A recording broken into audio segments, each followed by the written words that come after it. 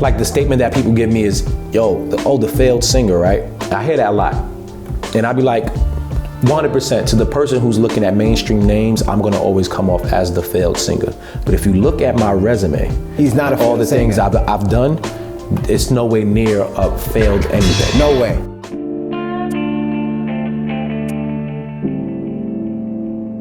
Smoke is quieting down. Seems like we've got to a lot of the smoke. Dub, you got smoke? I'll be honest with you, I don't like really discussing the trendy current event stuff like that. Okay. Like politics, news. I don't connect politics because I feel like those conversations can go into different things after. Yeah. But I don't want to talk about P. Diddy and Cassie. I don't want to talk about what this person said. It's kind of conflicting to your other business too, though, to be honest. Yeah, that too. Yeah, but also, just like shit like that to me is just not important in life. Respect. Like, it's not important. And I understand and these people why. already get enough attention. I feel like everybody that's around, already their lives are interesting enough. Rolling on right now. Okay. It's interesting enough that we don't have to talk about other people to make the content dope. That's true. Like, our lives are so much more interesting to me than talking about what R. Kelly did 6 years ago or what like, I don't. It's a little too crazy. And I don't really give a fuck about them. Respect. So let's talk about your Valentine's Day, man. How was your Valentine's Day? It's chill. What you do? I didn't do anything. It was weird. It's the first time. Valentine's Day for me ain't never been something I celebrated. The only person I celebrated it kind of to some degree was my mom. Really? And my condolences too to your mom's passing, my brother. Yeah, so yesterday was rough. Past couple of days been rough because it's certain days that are significant for her. So February 11th is my brother's birthday. He passed, and that was a day that we would celebrate together. How long ago did he pass? He was young. I was like 4 years old. He was 12. Okay, wow, but still. So it was something that, I knew it was a day for us to give all of our attention to her. And then you got a sister too, right? I got two sisters. And you were really close with your sisters. Like thick as thieves. Yeah, so like how was that relationship? How was like we have to speak on every day? Yeah, just about. Just about. We all spread out. My sister's in Rochester, New York. She's upstate. My little sister's in Texas. She's in the Army. We don't really get to see each other often, but we talk all the time. We on FaceTime almost every day. It's really the only family. I have a brother too as well, who's in PA, but he's just very distant from the family. So go ahead, like that sometime. You got somebody 14 years incarcerated, it'll do that. You'll be to try to adjust to the normal world. It's almost easy to just stay in your own circle and be to yourself. So yeah, my sisters is like, that's it. That's it. That's your everything right now. It's your rocks. That's what's up, man. So like, tell me a little bit about your life though. Like, you growing up, you being in the Harlem Boys Choir, you was the leading role. Like, how was that? Talk to me about that. As a kid, what's funny? I have a lot of memories as a kid. I don't remember names like that. So you know how people back in the days, they can remember their teacher's name. On my third grade, I don't remember no names. And I think I remember two friends' names that I had back in the day. Three, my homeboy Angel, my homeboy Harry, and my homeboy Vashawn. Okay. After that, I don't remember nothing else. I just have certain experiences that I remember clearly, and then everything else is like a blur, which is weird to me. And we moved a lot. So I was born in the Bronx. Okay, born in the Bronx. Born and raised in the Bronx. My mom's was one of those people, if she saw a roach in the house, she was moving. Respect. My mother too.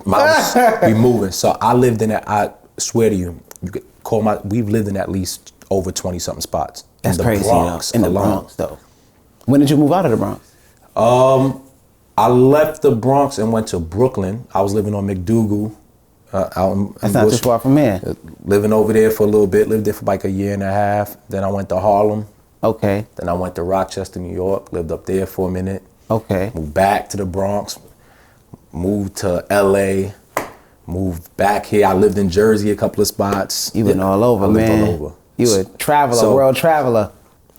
The one thing LA lack is culture. They have no good food out there, man. And the food is trash. Mexican, you cool. Thai That's the food, only you thing, cool. but I can't eat that all day. I can't do none of that. Yeah, I went to the soul food spot. What's it called? Doolin's is trash. Horrible. Doolin's is trash. They told me, yo, go there. There was a smoke shop right around the corner when I went there. Uncle Andre's is the closest decent soul food out there, and it's in Studio City. Okay. But it ain't what you want. Jamaican I never food had no Jamaican food out there. I don't even went and try trash. it. Wouldn't try it. Trash. The rice tastes like it got no coconut milk in it. It's trash. They had good Thai food. Thai food. That's what I said. Mexican Thai food. That's what you getting. Out there, all you getting is Mexican and Thai food. Yeah, that's what I had good. And I had some decent Greek food, but it was regular. Like I don't want none of that. Yeah. I need a spot that got Jamaican food. They had a Puerto Rican spot out there in North Hollywood called Mofongo.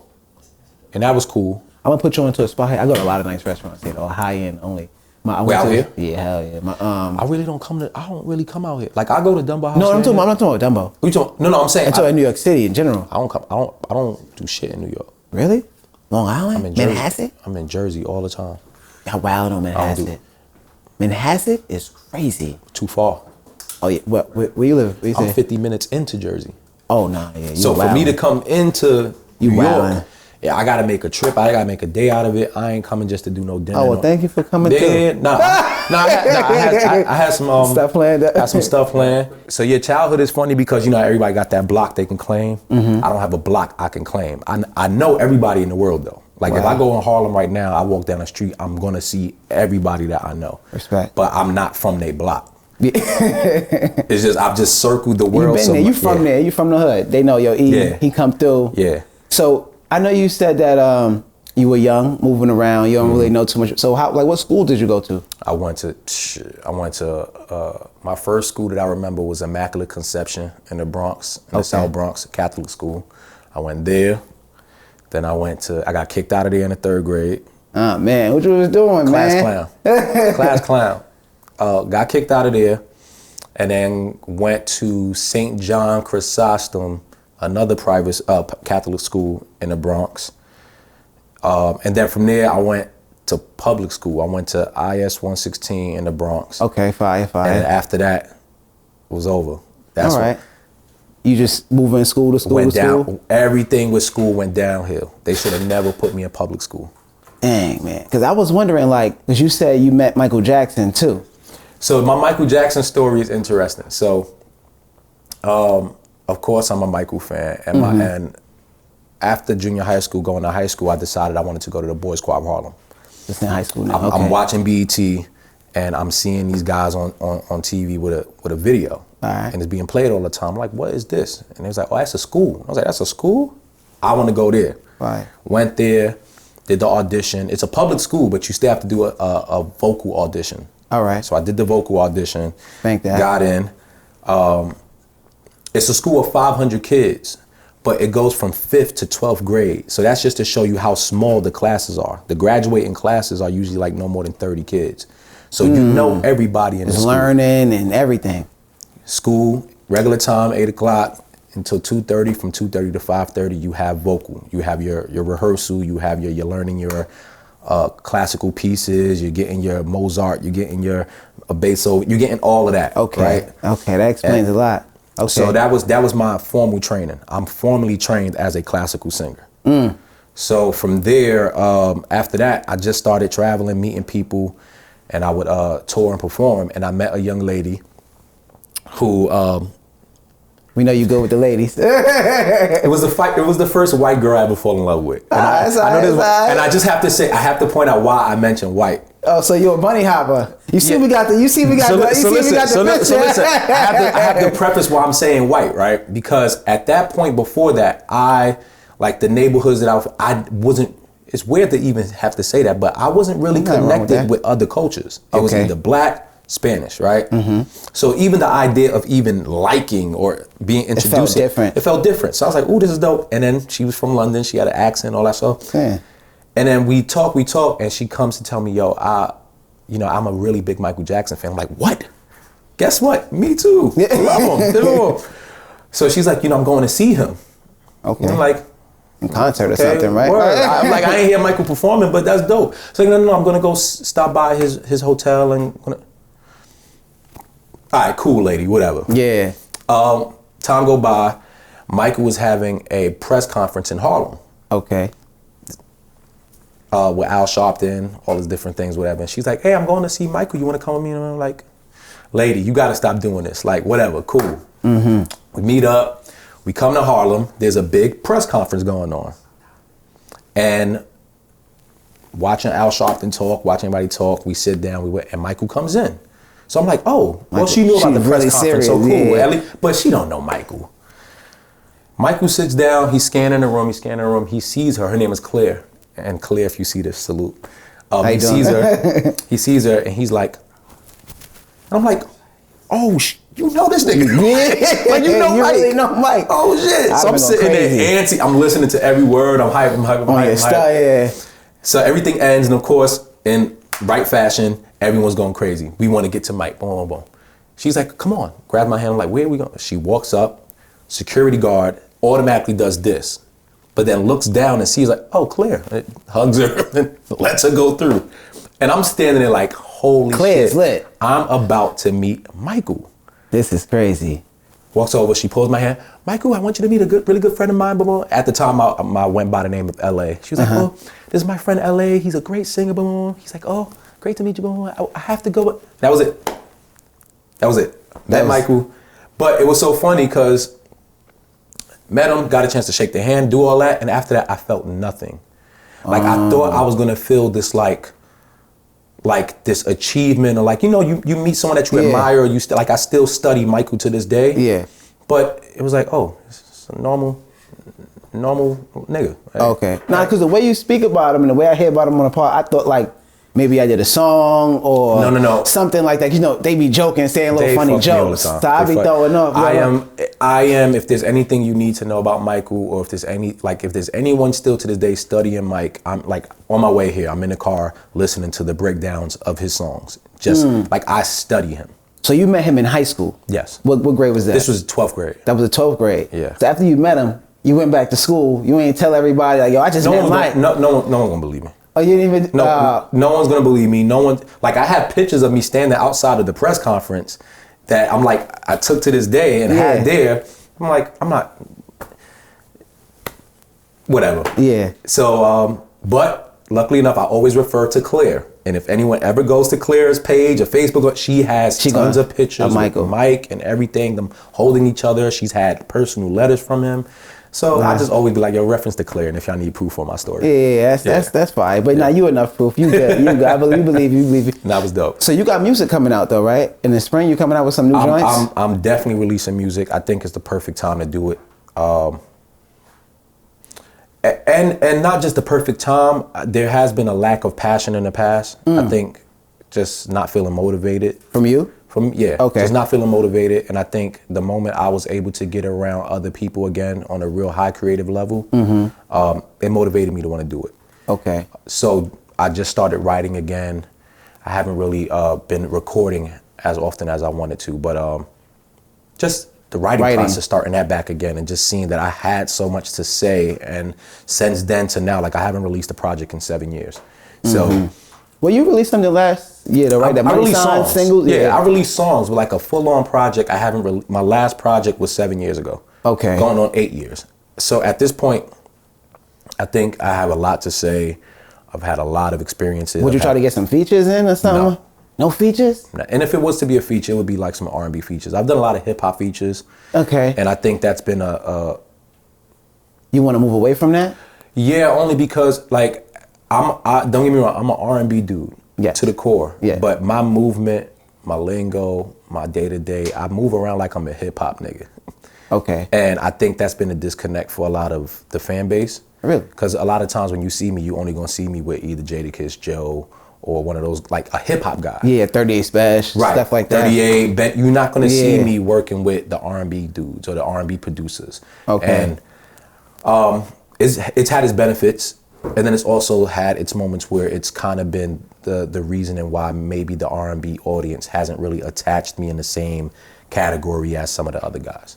Okay, I understand your viewpoint on that. Now, like if you put yourself like not saying you are one of those, but if you look at yourself like a Trey Songz or R. Kelly or one of those guys that stand alone, they don't do and they had a balance type of style. Like, they had a balance. I was really great when I was great, but I was inconsistent. I would do this thing of releasing a project and feeling content with it, and then going another year or two without doing anything. That's just not how you can be in this business. You got to keep going. Yeah. So you plan on doing like more of that real classical style R&B? Yeah, it's not going to be nothing of this current. Okay. Like, I'm going to do the R&B that I want to hear. So when I'm in my car, I want to hear a certain level of R&B. I don't want to hear, even the Money Signs record. I liked the record, and I was glad we put it out. And I shot a video for it. And I was like, I'm not releasing this because it's not where I'm at today. Okay. And I didn't even push the record anymore because it's a dope record, don't get me wrong, but it's just not where I'm at today. I'm not in the strip club. I'm not throwing money. Yeah. I'm not hanging out with tons of women anymore. Nah, you leveling up. You a family man. You trying so to do at this better. point, I need the music to represent exactly who I am. Going on the pod or somewhere else to talk is one thing, but my day-to-day is not that. It's not Money Signs. I respect that. I respect that, man. Because I feel like music today, it's not really popping like that or lit like that because the rappers, they don't even put R&B artists in the front of their songs anymore. So before you would hear, like you said, you would be on the Jadakiss joint, or Mary J would have Fab on something or whatever. That's missing, I feel like, in R&B today, period. I just hear all of these new sample songs, but from the 90s, from the 2000s, there's nothing new. The lines are blurred between the rapper and the R&B act because now they've almost merged. Yeah. Your rappers are now singing and your singers are now rapping. I hate it. I hate it too. I hate it. I salute. I applaud it. I salute those who can do it and do it well. But for me, I never want to hear me rapping on a song, and I never want to hear a rapper that I fuck with singing on a song. Yeah, they be trying to cross over too much. So I leave that alone. I let the people who can do it well do it. Chris Brown does it amazing. Drake does it amazing. Trey Songz did it well too. Trey did it well as well. R. Kelly had a balance of doing that and balancing. Usher's even done it where he's went on certain songs and put a little verse, but I don't want to hear it for a whole album, and I respect that. And niggas can't sing. So yeah, dudes can't really get crazy like that. Like even like like you said, rappers are trying to sing. I even hear people say, "Oh, Kanye can sing." I am like, what? Like, why you want to hear? I give Kanye I respect it. I give Kanye a certain leeway just because I just know creatively that's where his mind is at. Yet and still, I still don't want to hear you screaming and groaning and moaning over no fucking beats. I just don't. Like sonically, it's just not pleasing to my ears. So, but do you see yourself moving into other things too? Because I know you're talking about music. Do you see yourself? You're in podcasting, you're on video, you're on camera. Do you see yourself doing like movies or shows, maybe Power or something like that?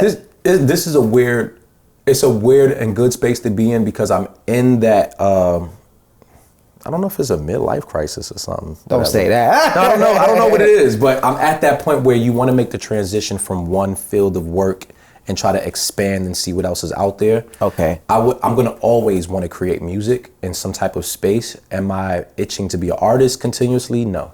I don't have the same itch or the same drive for it. Drive or desire to compete. Because being an artist to some level is still competing with the other acts, especially in urban music. I don't want to compete with Chris or Trey or Miguel. Nah, you just want to be their brothers. And I just want to do what I do, and the people who like it, and that's cool. I love the podcast and shit. I love it. Like most of the time, if you look at my phone, I'm always on YouTube just watching shit, watching podcasts, watching different things. I told my son the other day I'm gonna pick up watching wrestling again, just so I can know what's going on in the wrestling world. Yeah. Just because I want to be able to go to any platform. Like I watch Pat McAfee, and Pat McAfee, he's a kicker. Yeah. But he has a great podcast and he's on wrestling. I want to be able that if someone from the WWE calls me and says, "Hey, we watch your podcast, we love it. We need you to come up here." I want to do it. Same thing with boxing. Same thing with Joe Rogan. That's why I love Joe Rogan so much. I love Joe Rogan too. And at any moment, he could talk about UFOs. Anything. He could talk about Joe Budden Podcast. He could reference something. It's just so good. He's very diverse. Yeah. And my thing is, if you're in this space, that's what you should want to be. I agree. That's what I want to be. Yeah, I don't want to talk about. I don't want people to call and be like, okay, we're calling Emanny because we want to talk about R&B. No. You're calling me because you want to be able to talk about whatever at the moment we can talk about. Yeah, the reason why I called you and the reason why I want you here, because you are very diverse. You know, to me, in my eyes. I think I've been getting titled as the horny nigga on the pod of late, but that's cool. A funny thing. But I don't see that. Well, though. I appreciate that. I see you as the man on the pod that will hold doors and stand up for what's right and what's wrong. You are a man that's gonna be outside doing what you gotta do, but you're a single man. So, you know, you're gonna talk as a single man. You know what I'm saying? But you're talking from a mature standpoint from how I see it. And like you just said, you're talking about your son. Yeah. And you're gonna watch the WWE because of him. And I've seen your growth with that relationship because I know a lot of people, I've asked you before you came, like, what would you like to hear from Emanny? A lot of people are like, yo, how's this relationship with his son? How's that going? Because everyone cares about it. You look just like him. You look just alike. Yeah. So how's your relationship with your son? It's good. And I'm gonna do this in a way where he's not bothered because we 100% had a conversation where he does not want me talking about him. Respect. On a podcast, right? Respect. But I am gonna display that we're great. I just finished seeing him. I popped up on him at school. He lives in Oakland. So he wasn't expecting for when he came outside to see dad just pop up. So I'm making an effort to make sure that besides our trips, if I have the time and I can afford to just go cop a quick flight, I'm gonna just go ahead and pop up on his little ass. But outside of that, I told him he went off on me. And it's dope. It's dope to, I hated it in the moment, but after I had time to think about it, I love that he felt comfortable enough to come to me and display his grievances. Okay. And also demand like that. I don't like that. But it shows you that he's a man too. Yeah. Like you shouldn't have a problem with coming to me because at the end of the day, I'm going to always want to do whatever it is to protect you and make you feel comfortable. So that was dope. So I promised him on the pod I won't tell any more stories about him getting in trouble. Respect, man. Yeah, you're doing your good. Keep doing your thing, man. Keep doing it. How's your relationship with his mom? That's good? Good. That's fire, man. That's fire. So do you want to work with any producers in the music industry? Is there any like specific people you want to work with? I want to work with unknown fire niggas. And it's a great reason behind it, and then it's a fucked up reason behind it. And I'll give both, and people need to hear it. Okay. The great reason is because I think we all need to pass down those opportunities to each other to let the next crop of people come up. I hate when I watch gatekeepers. I hate when I watch people keep a small circle of people in a space and not allowing other people to shine through. So that is one reason. The bullshit reason is it's just always cheaper. You're right though. You're right. And if you know what you're doing, you can kind of direct that. Yeah, and like I said, we're all trying to get to a better space in our careers.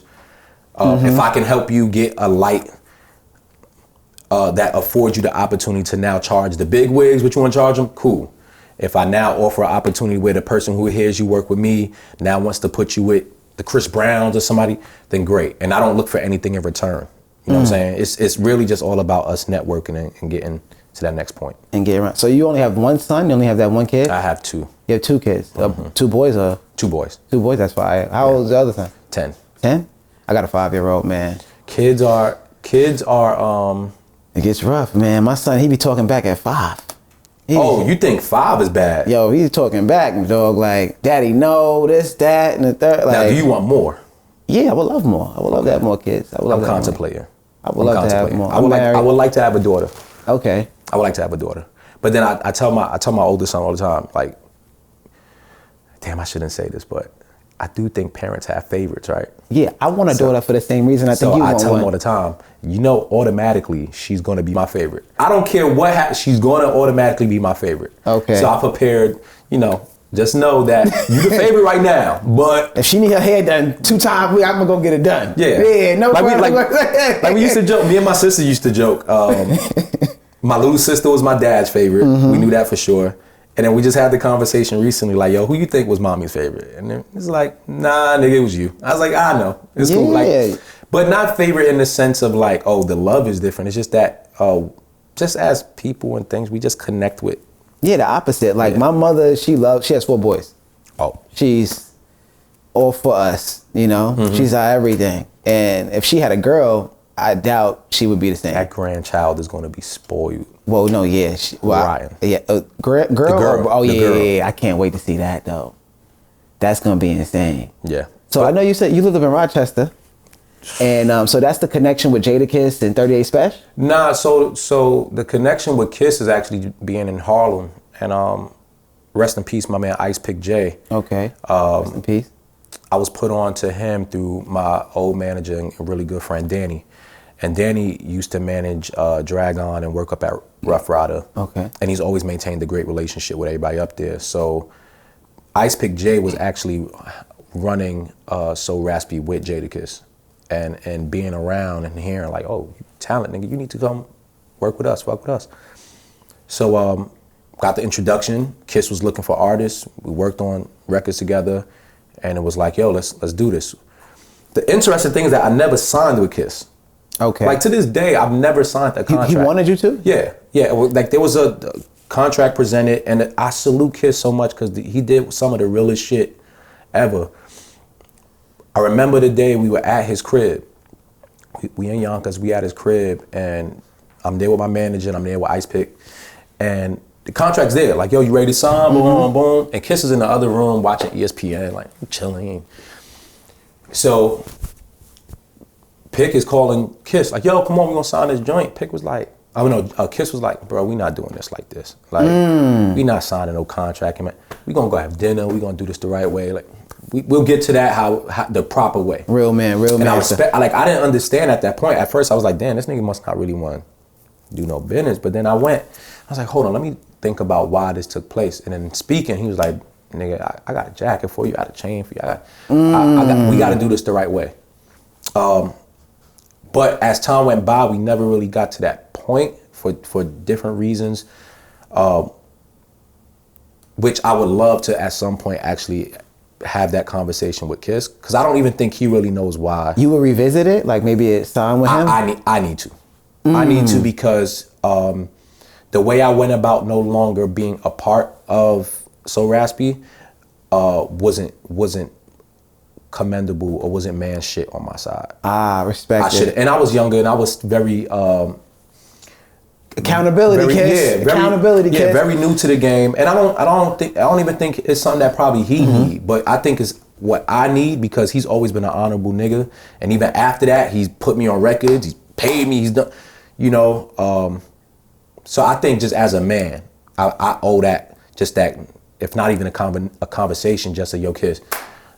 Just in case you don't know, but I know what that movement was kind of whack, and I appreciate all you've done, bro. Yeah, so that's something that I would want to do someday. That's solid, yeah. Because that marriage of music that y'all was doing is insane. Kiss was solid. Kiss, when I tell you, Kiss like was your voice, his voice, it was on perfect. A track. It was perfect, and Kiss was one of those dudes. You know, y'all could do an album mixtape just for me, and that would go like platinum. I know you don't want to do the hip hop, but what's funny though is I think that shit would be fire. It will go. It would be fire. It's what we need right now. It'll be fire. It's what the world needs. And Kiss is on fire right now. He's killing it. So how did you get on this? I know you did a track with Joe Budden too. Mm-hmm. And then how did you get on the Patreon and everything, on the pod and everything like that? So Joe, I've been working with Joe since about 2007, 2008. We had the same manager at the time, and she linked us like, yo, I think you guys would be perfect, or at bare minimum, just come to the studio and get on some songs, do something. And got there, and I think one of the first songs we might have did was like All of Me or something like that, and it became like a real popular record on there. And then after that, Joe just was like, yo, come work. Even if I wasn't on the record, I would just go to the studio, just chill, work, have ideas. And we just built a rapport of working with each other up until a certain point. And then maybe around 2011, we started hanging out and really building up some type of bond outside of music. And y'all are both Virgos too, right? We both Virgos, we both kind of cause he always be taking your point. You always be taking his point. Y'all always be kind of like, they got the same ideas. Sometimes he be faking to try to do COE content, but I think we have similar ways of looking at life. which will lead us down a certain path of thinking certain ways. Because there's a lot of ways where we're totally different in thinking. But I do find that we have similarities, but I think it's because we look at life and people the same. Even if we don't verbalize it, I think a lot of how he views life and love and friendship and different things, I share some of the same views. So when you start to just speak to common sense things and logic, we're going to kind of almost fall into the same place. Because he loves his mother and his father. You love your mother and your father. You always post them and stuff like that. How do you feel about criticism about the pod? Like people that's trying to make a name off the pod, or people that be talking about you online and stuff like that. You love that stuff. I really wish they knew how much I do enjoy it. There are things that I do see that I don't like. Okay. But I'm that's right. You regular. Not gonna like a lot of shit. But doesn't mean I can't enjoy the what it does for the space. At the end of the day, if you're not talking about anything I'm doing, that's you're not saying that's the problem. So when I see certain people have comments, I'm for it. I'm for it, and I'm not ignorant to think that no one is supposed to judge me because you don't know me. No, I'm cool with all that. Have your comments, say your things. I believe in. I want you to be able to say the things that you're saying on camera that you would still be able to say to me to my face. And I don't say that in a threatening way. I say that as there's still a way to get your point across of disliking something, but doing it respectfully. Respect, yep. If 100%. You would not say these things in this manner to me personally, not out of fear of what would happen, just out of, human nature, then don't go on the camera and do that same thing. That's the only thing I ask of people. Other than that, you can say I look great, you can say whatever. Just be a little respectful if you can. That's it. You know what I mean? And if you want to be disrespectful, be disrespectful. But you got to stand in that. But I do know some people who will still be that level of disrespect to your face. Yes. And I'm cool with that. Yeah. I'm fine with that. Just be who you are 100% of the time. Me too. I feel like 100%. So you love the community. You like being on the spaces. I know you love it. I be seeing sometimes you be in there just listening. You know what I'm saying? Sometimes I go in there incognito and just sit and listen. So let me ask you, since the pod goes viral for almost anything, people just look up to Joe. You could clip up anything. Are you ready for your viral moment? Because it's coming. No, I don't think so. So I will say that. Yeah. Because I won't say I'm in fear, but I'm interested to see what that moment will be. Yeah, because somebody can clip you up and make it sound good or make it sound bad. They could be, I would hate if it's something where I'm criticizing an artist and that artist feels away. I would hate that because I do know that artists don't usually get the full context of the conversation. So I would hate that if I'm saying something and it's only that small moment that they hear, that they assume that I'm just like dishing out hate or just being fucked up just to be fucked up. Like most of my critiques is gonna always come with some level of logic, and it's never gonna be personal. Like there's no artist I will ever have a critique on that it would be a personal thing that I would display. So anything else, I ain't tripping. Like there's nothing I'm ashamed of in life. There's nothing I'm ashamed about saying on the podcast or anywhere else. I have no problem with being wrong. I have no problem with going back and saying I was wrong. So I'm good. And you and Parks knew each other for a long time, right? Parks I've known since about 2 or so years after meeting Joe. Okay. Whenever they started working together, I knew Parks. Okay. And Parks to me is like solid. Yeah. Like there's certain people that you meet and whether you're friends or not, you just know are just solid people. Parks is just he seems super solid, bro. Just a good, seemed like a really kind-hearted, knowledgeable, knows his role, takes his role seriously.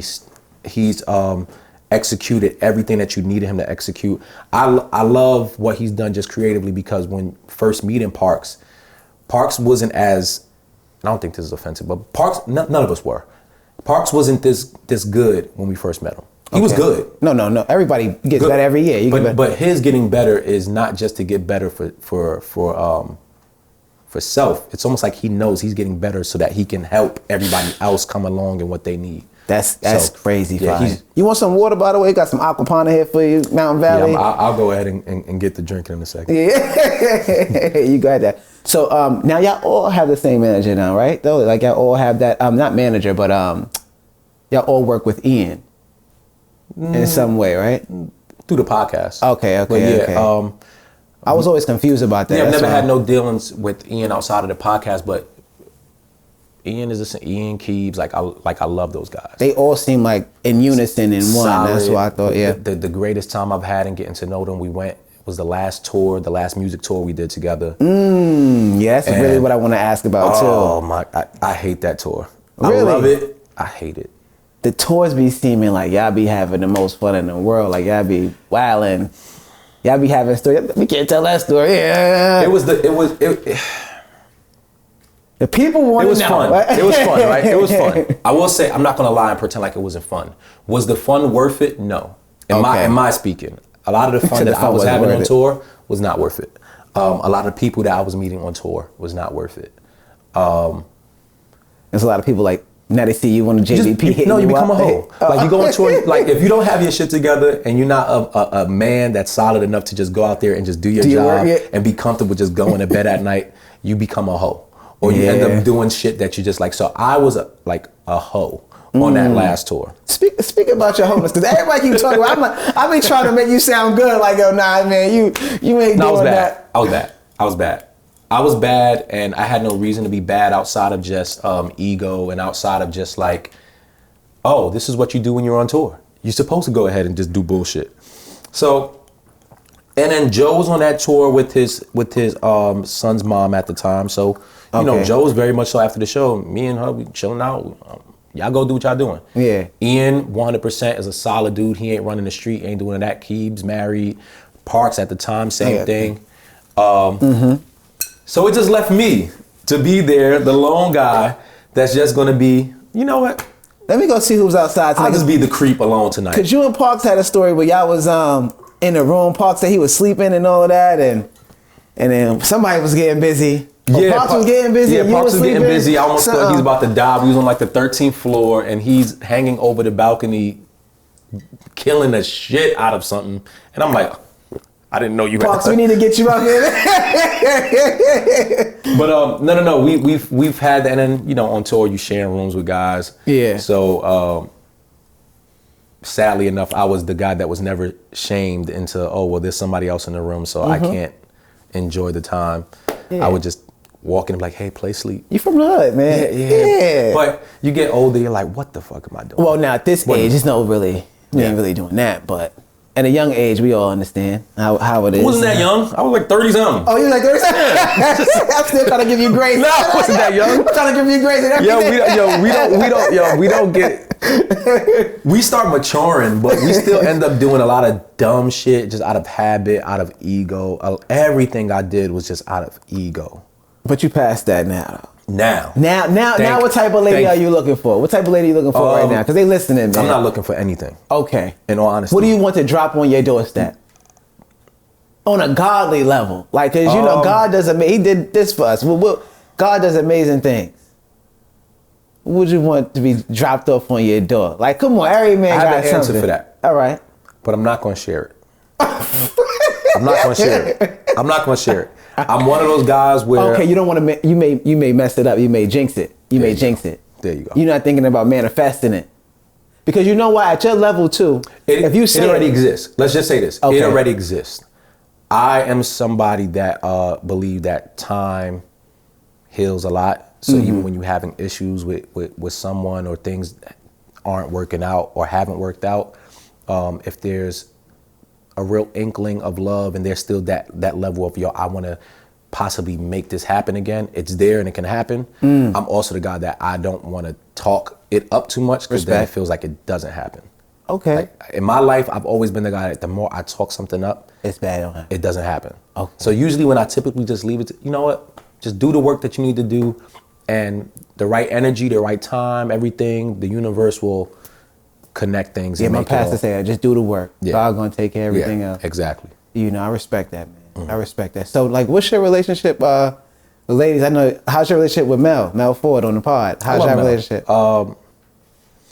Mel is dope because, well, let's be very clear. If I was doing a podcast, I never would want to talk to dudes.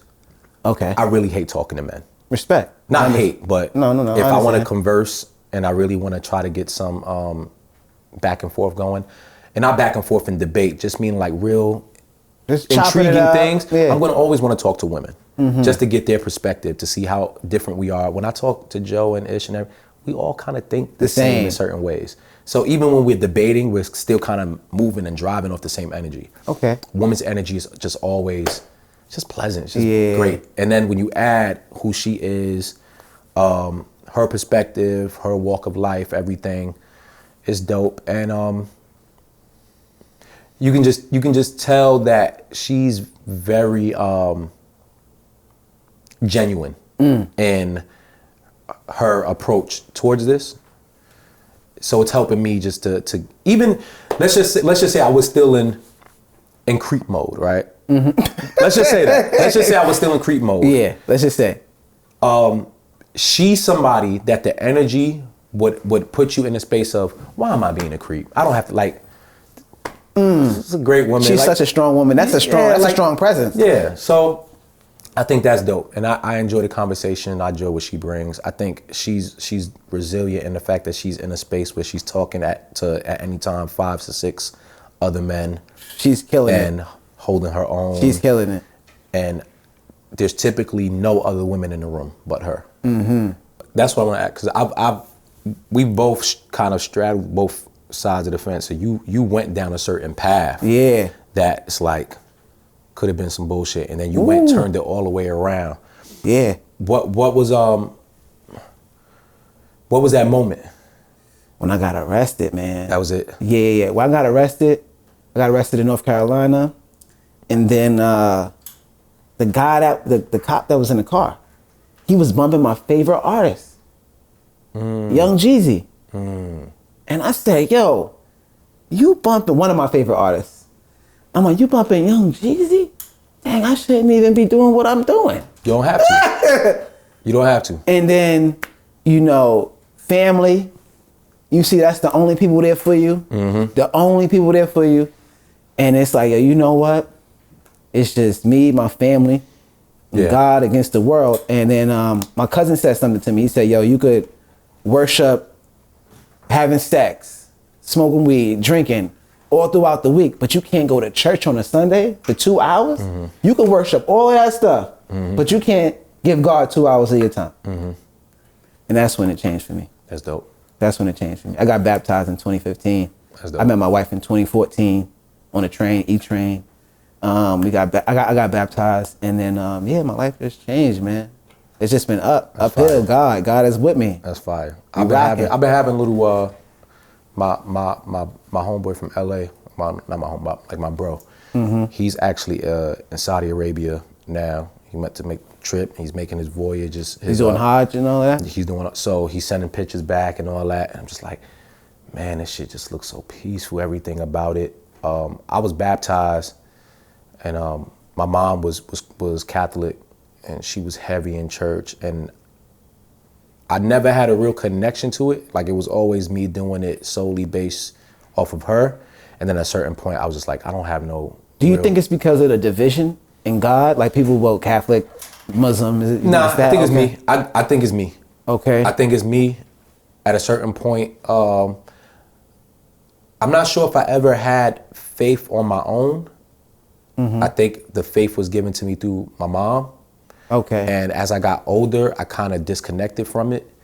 And I think sometimes a logical mind could keep you away from that level of faith. So I've always based my everything off of logic. Well, why is it this way? Logic don't it? Yeah. And so of recent, it's weird. It's really weird. And I guess I got to attribute it to mom passing, but I've been really questioning faith and my faith in certain things. And there has to be a reason why I'm questioning it now. Like, I want to actually go back into studying all religions. I don't want to denounce anything. Yeah. For me, you can't denounce things that you don't know. Well, the thing about it, you know what I've learned even more recent? Jesus wasn't Christian. He wasn't Catholic. Jewish. He wasn't. He was holy. Jesus was holy. He had Jewish law and everything, but he was holy. And we only serve one God, right? Jesus Christ, the Spirit, but we all serve one God. So Buddha, Muslim, we all serve the same God. It's just people may try to get to him whichever way they do. Yeah. I respect anyone's path to righteousness. Yeah. I think at this moment, because I've just had like but that spirit of faith is in you. I believe that spirit of faith is in you. It's fun. I see it now. Because you went to California and you was out there in LA, but you know what? You took a trip to Oakland. That was faith. And said, am I going to get here safely? When I see my son, is he going to receive me well? All of that was a part of faith. You didn't know what was going to happen, but you went on that feeling. So that feeling of Jesus Christ, of God, or whatever, is in you. You have to move with that spirit. You moving with it though. Just keep moving with it. We gonna see.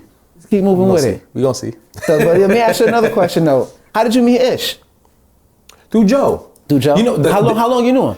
I've known of Ish. Cause y'all the beige rage. Yeah. I've known of and been a acquaintance with Ish. Not long enough to have like a history. Okay. How many years? I can't really pinpoint because I met Joe and Ish was around. Okay. And then at a certain point they fell out, so Ish was no so you was there around. for that? Okay. Yeah. But I never had like a one-on-one relationship or anything like we've never called each other and say, yo, let's go hang out and anything. But but at the end of the day, for me, I've seen you enough, we've talked enough, we've always been respectful. I'm gonna always treat you like that's a fact. I treat Ice, so I treat him like it's No. You making me laugh because I'm thinking this is all natural. It's not even nothing that I wrote down or nothing. This is mad funny. This is going off what you said. I'm like, all right. So you met Ish. I'm trying to do my files, whatever. I'm like, so you met Joe in 2011. Ish No. Met Joe 2007. 2007. And then, but Ish was around. Then y'all was cool, whatever. But Ish and Joe relationship was probably strong at that time. Yeah. And I wasn't hanging out with Joe back then when we were working. Boom. 2007 to 2011, we weren't really hanging out. This all makes sense now. This the files, y'all. This the files. Yeah. Then y'all they broke up. They had the separation of friendship, right? They broke up, right? But then Emanny here, and he's became Joe closer, more light-skinned friend. But Ish probably see it as that. It may not be that, but Ish probably saw it as that, felt some type of way about you. No, I don't think so. And I don't think Ish. Because I'm like, why Ish said it about you on the pod that he was like, he want to learn from men that we had a conversation about that, and got me. I was like, what's going on? And that was the deleted clip because of that conversation. I think I handled that conversation wrong. Okay. I think I tried to handle it in a way where it would be pleasing to the fans, the audience and everything, but I don't think it was executed right. And I think at a certain point, I started to really address it more based off my own ego and pride. Okay. You know what I'm saying? End of the day, did I like what was said? No. Do I think he was saying it to be disrespectful to me? No. Oh, that's good. That's good. But at the end of the day, when something's being said and being broadcast out to the world, and you're not there to have your moment to even speak to it or to at least laugh it off or whatever, you then feel the need to have to correct it. And I could have easily just had that conversation with him off, and I think it would have been a way better conversation than bringing it. And then maybe I could have brought it back to the and then we could have. But I definitely don't want to feed into the thought that there is a issue, not just because there's not an issue, but because even if there was an issue, it's something that I would never bring to the public. Yeah, respect. Like that's just not going to be me. Like this, I've had issues with so many different people that you will never hear the reason why or even speak about it because it's not your issue. It's our issue. And sometimes brothers got to keep that fight in the house. My mother raised me like that too. And on top of that too, I always leave the space open for what happens if we ever cure that issue. Why do you need to know or go through the whole story? It's like the whole thing with Monique and her son. I hate seeing that. Why do we have to go through y'all? Why do we have to be witness to y'all text threads? They showing the text threads. Yeah, I don't want to see all that. But I feel like somebody had to pay the son or something because he came out of nowhere. We haven't heard. I never heard of her son up until all of this stuff right now with her. Listen, I'm gonna be very clear. I say this. I want it to be documented. I am never going to be the guy that goes on any type of outlet to out a grievance that I have with someone behind the scenes. Fire. Yeah, Anyone else can do it. I'm not saying other people shouldn't do it or can't do it. I'm not saying that it's wrong or right for people to do it. I'm saying for me, the only reason why I say that is because I just don't ever want other people into my business in that way, or feel like they can go ahead and now speak to personal shit that has nothing to do with them. I don't want to make that. But also, you're like, to me, like an OG in the game. Like, people don't see that, but you've been in the game for years, decades. Yeah. This is crazy. So you have a different level of thought process than a lot of people. I don't know, because it's not just thought process, because I see a lot of the OGs and I see a lot of people doing it too. Okay. So I don't even, I think it's a matter of a certain level of peace you want to have. I've fallen out with certain friends and certain things in a moment, and the peaceful part of it was being able to just do that and not have to deal with the backlash of this person questioning this person saying that. Why? I don't want to deal with any of that. I want us to be able to go through our problem on our own, and if we decide to mend it, we'll mend it on our own, and we won't have the outside influence of this person, because certain things that you now say to the public, you can't take back. Yeah. So if you are my friend, or you ever had really any real true love for me at some point, the last thing I'm going to try to do is try to embarrass you to the public. Now, our circle of friends or circle, if we decide to converse about it, then people who are knowledgeable about what's going on, that's different. But the minute I take strangers and pull this into a us thing and now make it a them thing, I'm cool. Yeah, I respect that. I want no part of that. Well, that's good. You're doing good. You're doing a really good job, man. I respect that. So now, you've been around since the pre-pod days. I went back and did some research. I'm like, a lot of people don't know that. You've been there for years too. You've been on screen with Joe for some years now. A lot of people have no clue that I had a podcast in 2013. With, is that the one with the other people? Or yes, with, it was with Ice, Maul, who's a part of Really? I didn't know that. And a young lady by the name of Wilma. She was on Bad Girls Club. Salutes to Wilma. And then my old manager and close friend, Sophie. And we were doing a podcast called The Box Office. And it was dope. And it was before anyone was like really built up. Yeah, some dynamic people in there. Like, it was fire. It was dope. Yo. The only thing was that we had a problem with everyone being committed to because no one saw the landscape of what podcast. Like, we weren't getting paid. We were just showing up every Sunday, trying to, shoot and get some things going. And I think everyone had a commitment issue. Okay. So we stopped. And then even before that, when Joe was doing Blog TV and Ustream and Joe Budden TV, like... Joe been on this behind the camera thing forever. Yeah, he talk a lot of shit. But he's a nerd. No. Well, he talks a lot of shit about being at the forefront of a lot of shit. And some of the shit, he'd be like, all right, Joe, chill out. But I will say this. When it comes to this shit, putting yourself out there, even just in the music, just being open to just talking about certain topics and things, Joe 100%, whether he had the foresight or he was just something that he was just naturally doing, he is one of the first to me on all those scales. Love and Hip Hop, he was doing that before there was Love and Hip Hop. The interaction and the engagement with the fans, he was doing that before a lot of motherfuckers was even thinking about an IG. And he's doing it better than a lot of people are still now. Like, it's nobody to me on a whole Saturday, Sunday is the whole day connecting with their fans. Yeah, he does it in a way where he engulfs himself into them and they love him for that. The same people that love him for that, there's a side of people that hate him for that. And that just comes with the territory. But hey, man, you're gonna have to hate. That's it. You're gonna have to hate. Because if he stopped doing that, somebody like me that just came on is gonna feel some type of way. It's working. Because that's what I got into. You know what I'm saying?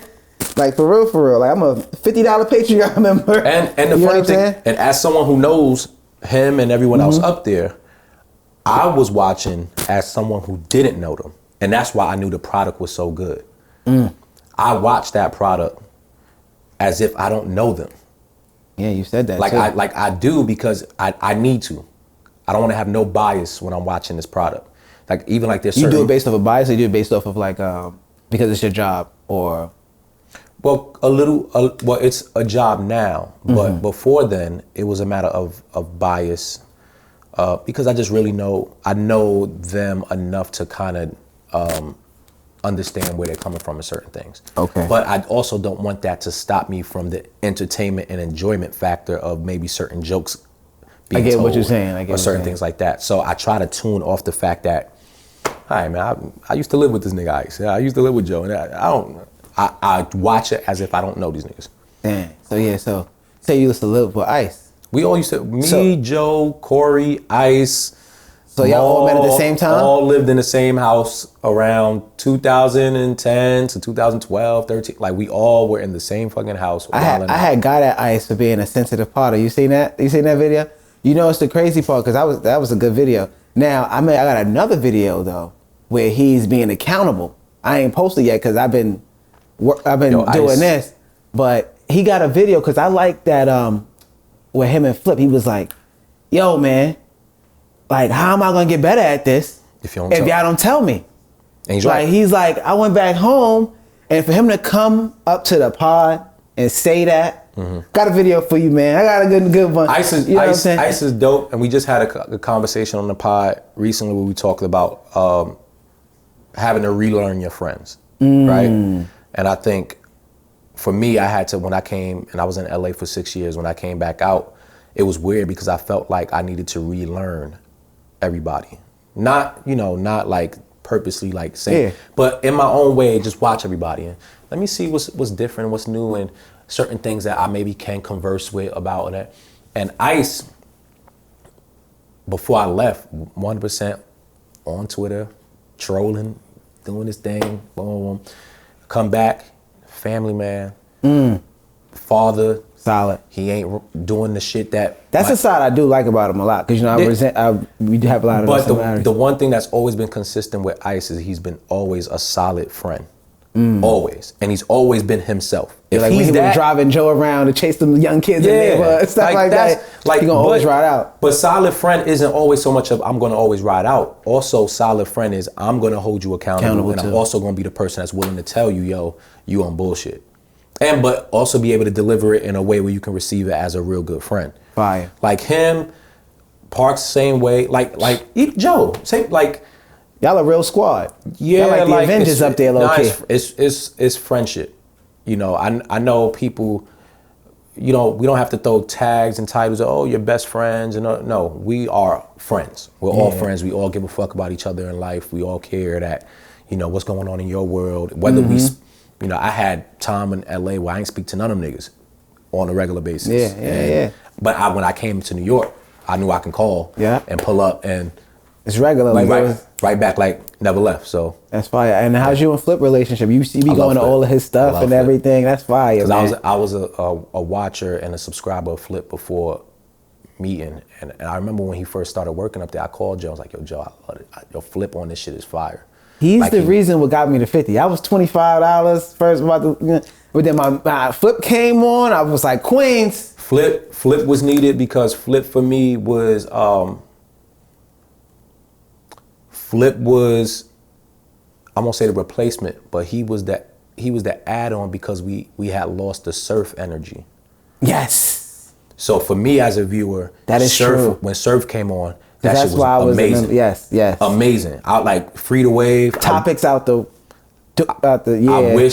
I wish surf was home solely because I know what the fuck he was gonna be in the podcast space, period. That the battle rap shit is one thing. Yeah, he was nice, super nice, freestyle, everything. He's a monster. So to be able to go ahead and make that transition, and when you're trying to kind of replace that energy, I don't want to say replace, but when you want to kind of keep that energy going, there's not many people you can look to get that.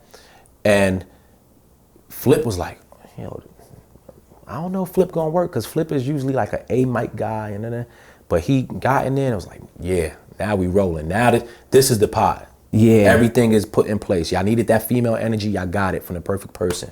You need that, and I won't even say young because people say, oh, well, you need somebody young up there. No, you don't.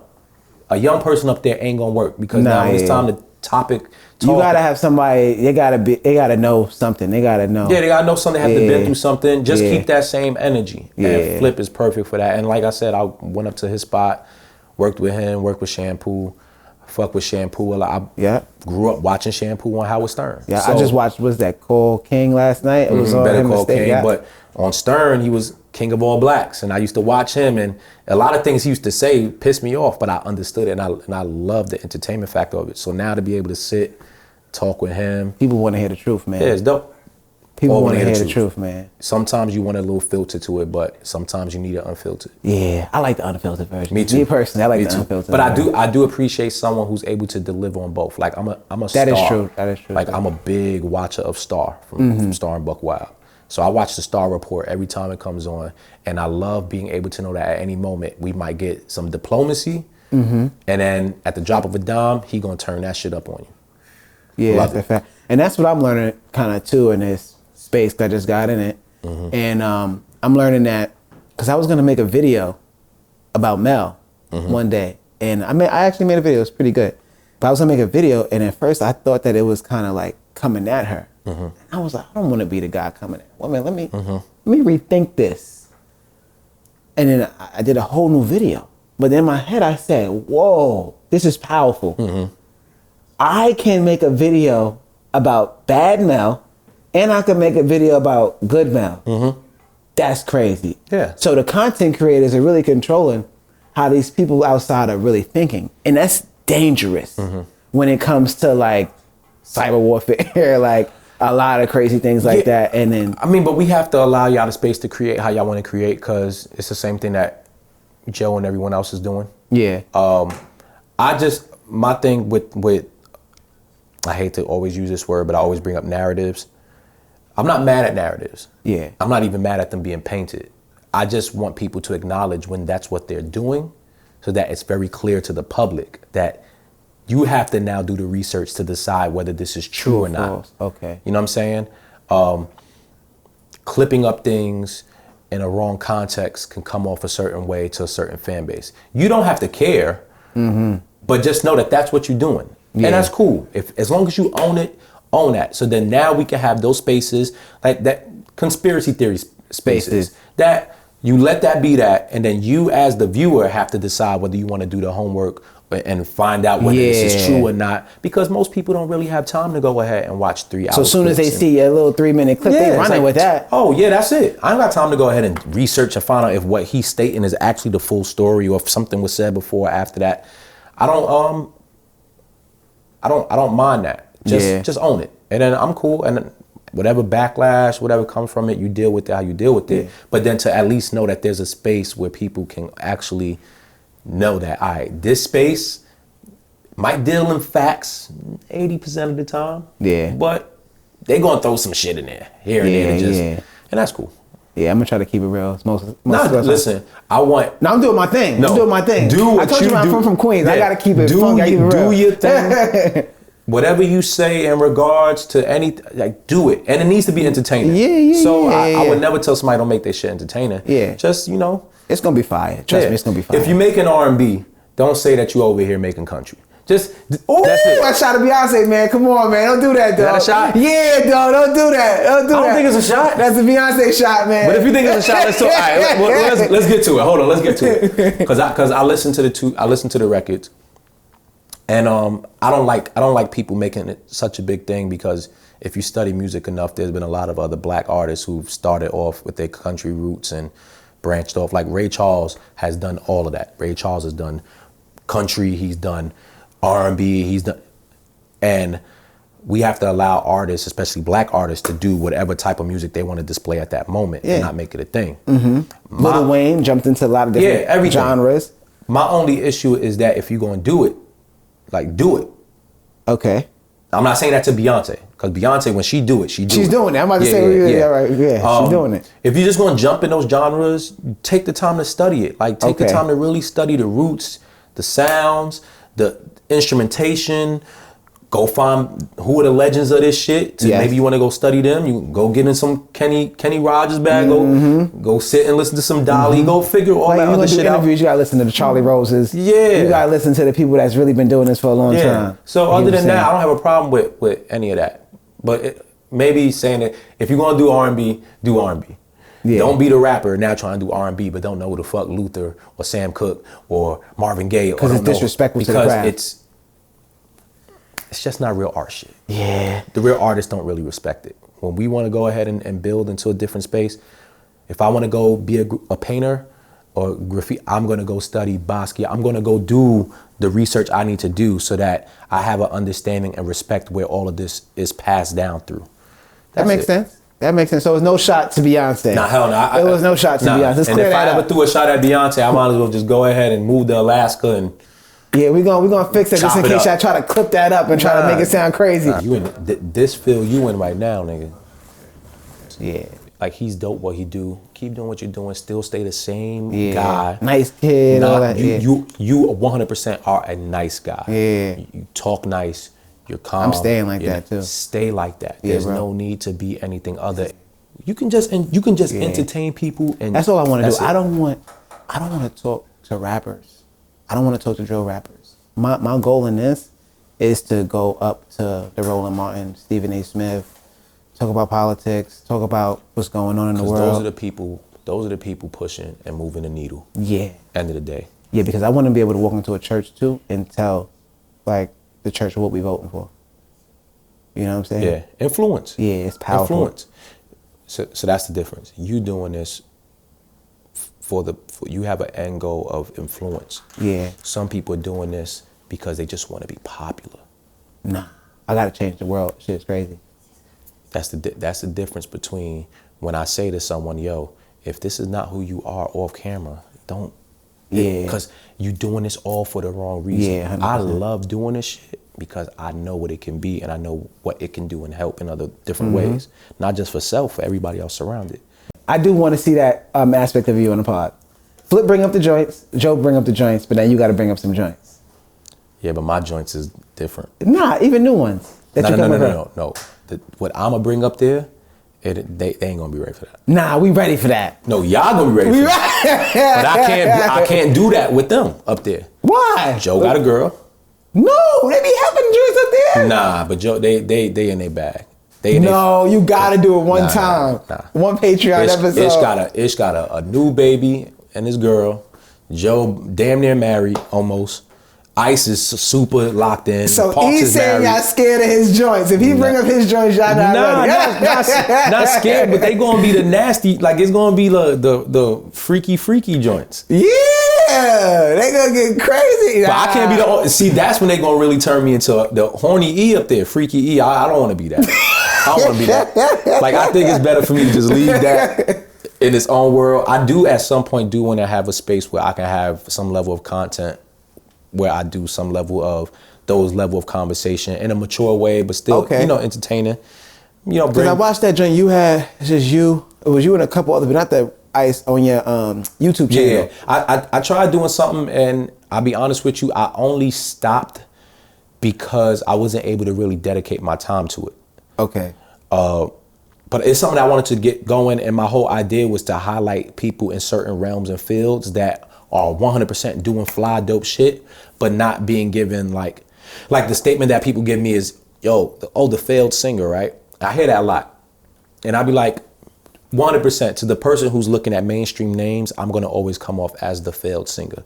But if you look at my resume, he's not a failed singer. All the things I've done, it's nowhere near a failed anything. No way. Like, so there's so many different people in those spaces, comedy, acting, media, that do great financially, influence, and all that never have the opportunity to sit somewhere and tell a story.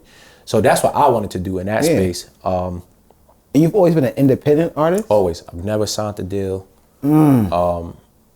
It is a good and a bad thing. I think I should have took some chances. Okay. I think there were certain deals that maybe I could have took a chance if fame was the end goal. And at that moment, fame was the end goal. I 100% wanted the fame that came with the industry.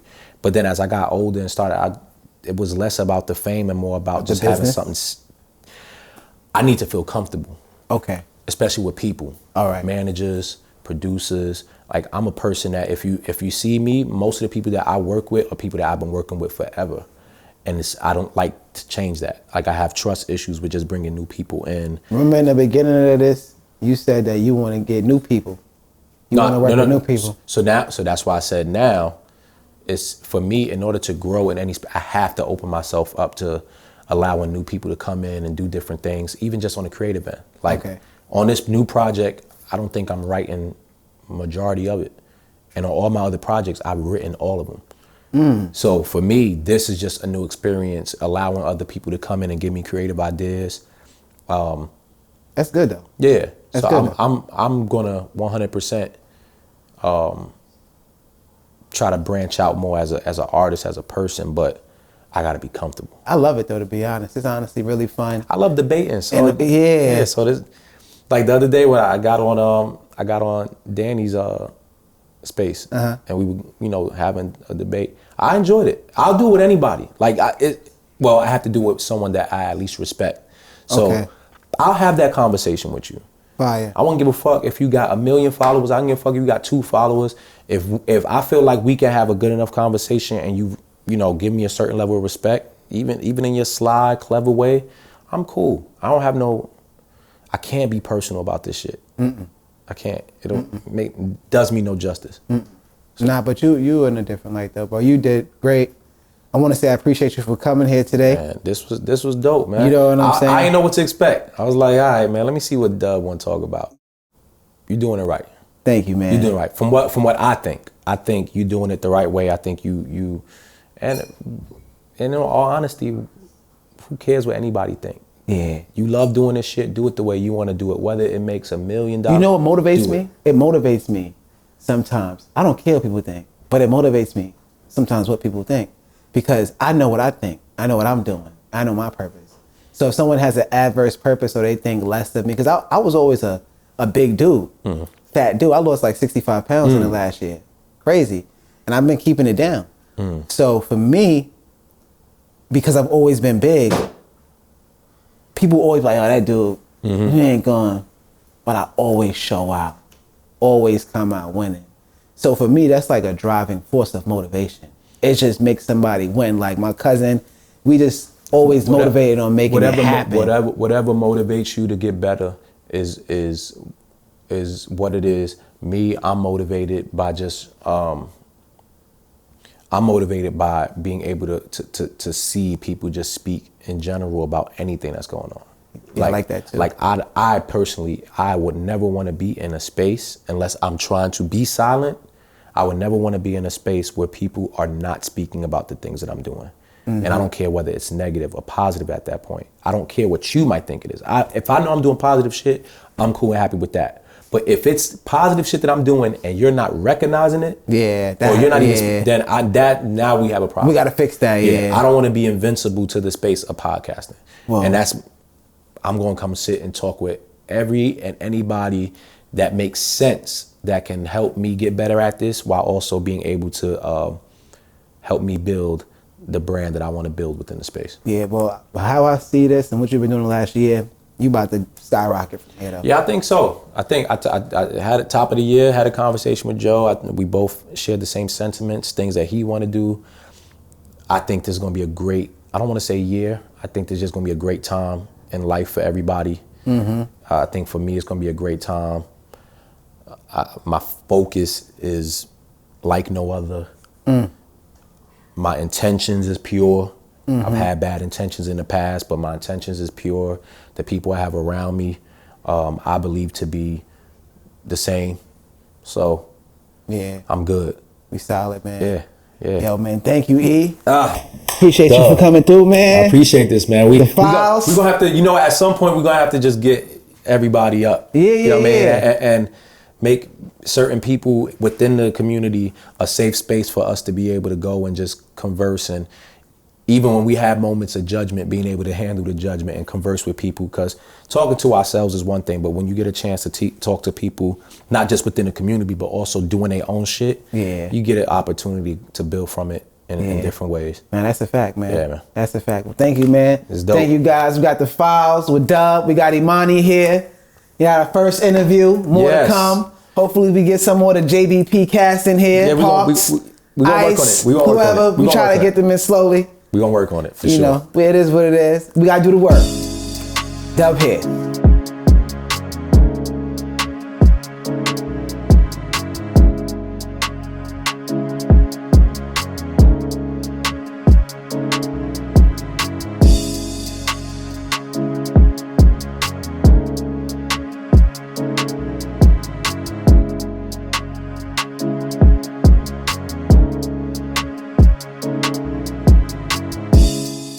my guy Dub too. That's my man though.